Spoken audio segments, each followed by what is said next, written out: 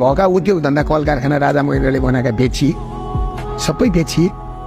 त्यस पछाडि यो देशमा तस्करहरूको अड्डा बनाइयो। टाइम लाग्छ नि यो गर्न, त लाग्यो 30 वर्ष। 30 वर्षमा के भयो भन्दाखेरि सारा नेपालीहरूको 80% जग्गा जीवन चाहिँ आज लघुवित्त सहकारी बैंक फाइनेन्स र डेभलपमेन्ट ब्याङ्कको नाममा छ। त्यो ब्याङ्कहरू कसको छ भन्दाखेरि यिनै 16 परिवार मारवाडी। आज यिनीहरूलाई त माया छैन। नेपाली नागरिकता किनेर नेपालमा बस्दैन नेपाली हुँदैन। भारतमा गएर नि भारतको नागरिकता छ नि आज, तर हामी नेपाली नै हो भन्छन् क्या। अमेरिकामा गएर सिटिजनसिप र अमेरिकाको नागरिकता लिँदै पनि अमेरिकन होइदैन क्या। किनभने अमेरिकन हुनको लागि नेपाली हुनको लागि त यहाँको माटोसको जिनको कुरो हो, कुलको कुरो हो। त 7,000 युवा विदेशको जेलमा छ। कसैले कुरा उठाए, तर मैले 46 जना जेलबाट निकालेर ल्याएँ। 46 जना आजीवनको कारावास भएकालाई 46 जना निकालेर लिएर आएँ। मैले दसैँमा टिको लगाइनँ, मैले तिहारमा टिको लगाइनँ। मैले मेरो तिहारमा छोरी भनेको कस्तो चिज हो घरमा छैन।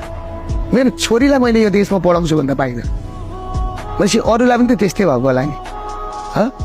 तपाईँको थालमा रातो टिका अक्षता मुसेर एउटा बाउरा आमा रुन्छ, छोराछोरी विदेशमा छ भने यो स्थिति कसले सिर्जना गरेको? दुर्गा प्रसादले हो। लघुवित्त र सहकारीको पैसा तिर्न नसकेर साउतिर कटाएर गएका छन् मान्छे।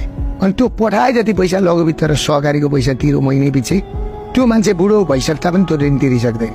अनि त्यो ऋण तिर्नलाई छोरो पठाउनु पर्छ। त्यसको समाधानका लागि तपाईँले दिनुभएको उपाय के भने त नेपाली नागरिक आज नेपालमा दोस्रो दर्जाको भएर हिँड्न थाल्यो। स्वाभिमान बेचियो। आज नेपालीको स्वाभिमान खोइ। मेरो हस्पिटलमा एकजना महिला इटरीको महिलालाई ल्याएर राखेँ। छोरो 6 दिनमा आउँछ भने आएन। त्यहाँबाट लास्टमा गएर गाउँलेले लगेर दाह संस्कार गरे। आज मलाई पनि पाउन छोडियो त्यसमा। हजुरबुवाले नाति खेलाउन पाउँदैन।